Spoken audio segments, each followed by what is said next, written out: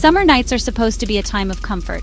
The air is warm and thick, smelling of cut grass, distant rain. Crickets sing their endless song. We sit on porches, watch the stars appear one by one, and feel a sense of peace. It's a season of light and life. But darkness has a way of changing things. It creeps in at the edges, turning familiar shapes into something strange and unknown. The gentle breeze suddenly sounds like a whisper, carrying words we can't quite understand. The shadows stretch and move, and suddenly, the world we know so well feels like a very different place. This is when the old fears return, the ones we thought we left behind with childhood. The fear of what lies just beyond the circle of light from our window.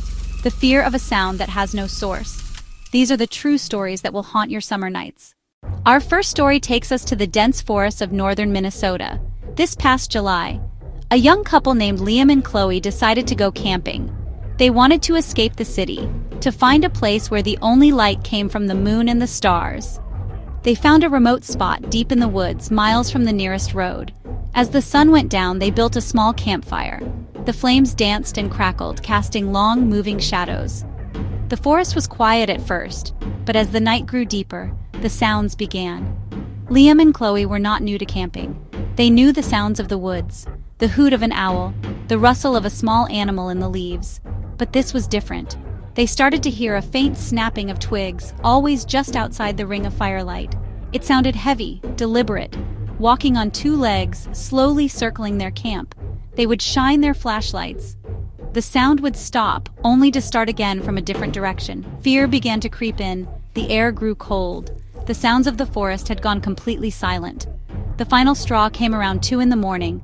They heard a low, guttural sound. Not animal, not human. It was close. Too close.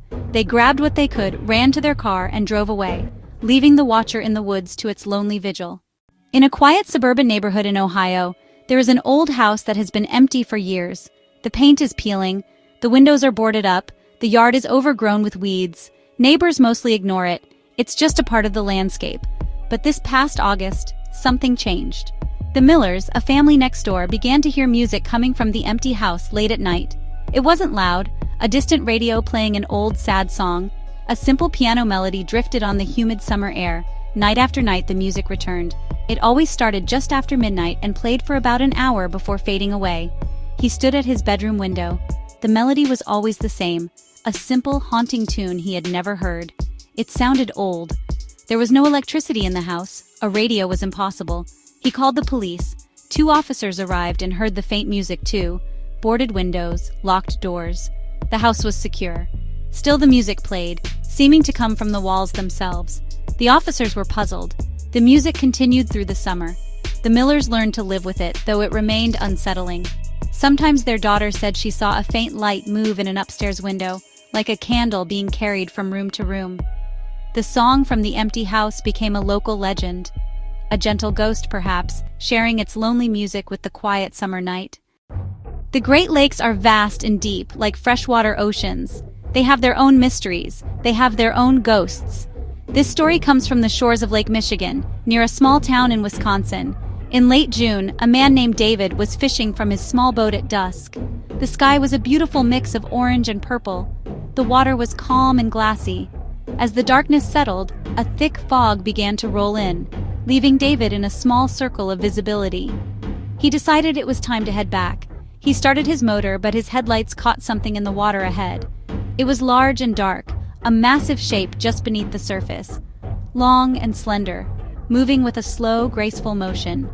He cut the engine, his heart pounding. It didn't break the surface, but the water rippled and bulged as it passed directly under his boat. He estimated it was at least 30 feet long. He felt incredibly small and vulnerable in his little boat. He waited until the shape had disappeared into the gloom before daring to start his motor again. He didn't look back. When he finally reached the dock, his hands were still shaking. Some laughed, but one old man nodded slowly. He said there are old stories, Native American legends, of spirits that live in the lake. David sold his boat a week later. He never went out on the lake at night again. Country roads have a personality of their own after the sun goes down. Dark, winding, and lonely. Our fourth story happened in rural Pennsylvania this past July. A nurse named Sarah was driving home late from her shift. Her route took her down a long, unlit road that cut through miles of farmland and forest. She knew every curve. But then, her headlights illuminated a figure standing in the middle of the road. It was a woman, wearing a simple, old-fashioned white dress. Her long, dark hair was wet and hung down over her face.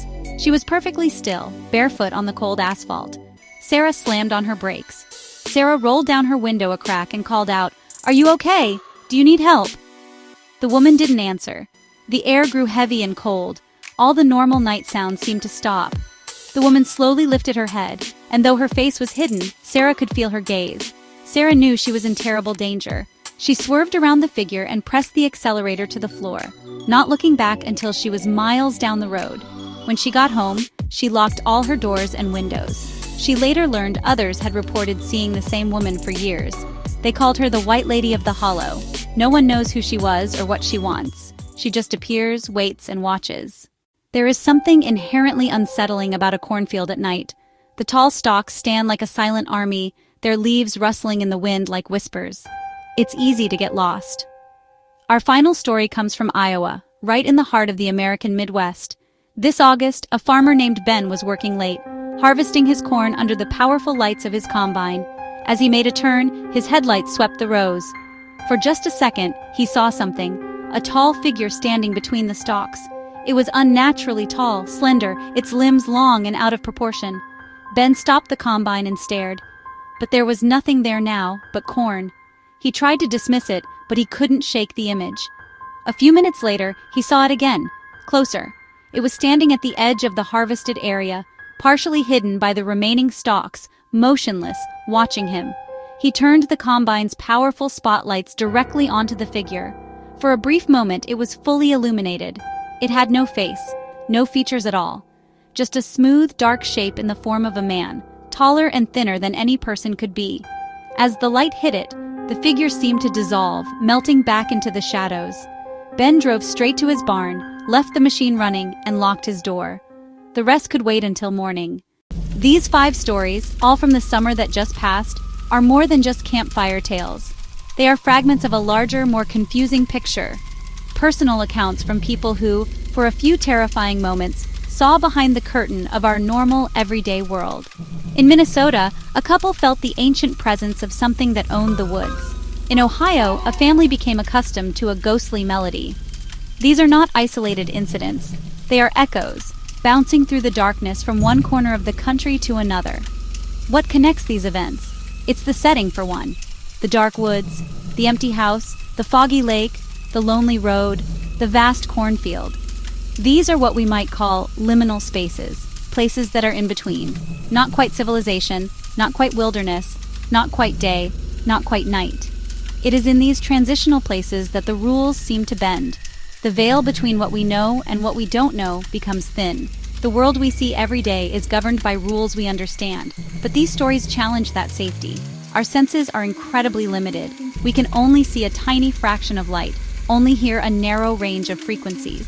What if ghosts, spirits, and strange creatures are not supernatural, but simply natural phenomena outside our limited sensory range? What if sometimes the barrier between their world and ours breaks down? Perhaps the Watcher was a creature of folklore never captured by science. The music a residual energy, the shadow a species undiscovered. The summer of 2025 is over now. The days are getting shorter. The nights are growing longer and colder. We retreat indoors. It's easy to dismiss them. But the memories remain. They have learned our shared reality is fragile, a thin sheet of ice over a deep, dark ocean. They are a whisper in our ear. Be careful. Pay attention to the sounds you can't identify. Notice the shadows that move in the corner of your eye. What will next summer bring? All we can do is listen. Remember, no matter how bright our lights are, darkness waits at the edge of everything. It's patient. It has secrets to keep. Once in a while, when conditions are right, it shares one, leaving us to wonder what else might be out there, just beyond the light, waiting for its turn.